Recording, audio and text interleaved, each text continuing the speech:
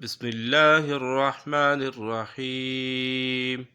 سبح اسم ربك الأعلى الذي خلق فسوى والذي قدر فهدى والذي أخرج المرعى فجعله غثاء أحوى سنقرئك فلا تنسى إلا ما شاء الله إنه يعلم الجهر وما يخفى ونيسرك لليسرى فذكر إن نفعت الذكرى سيذكر من يغشى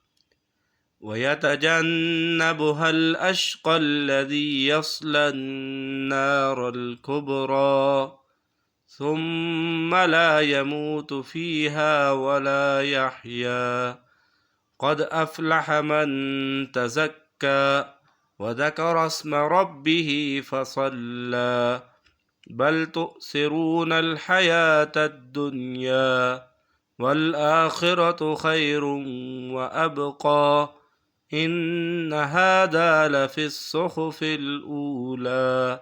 صحف إبراهيم وموسى.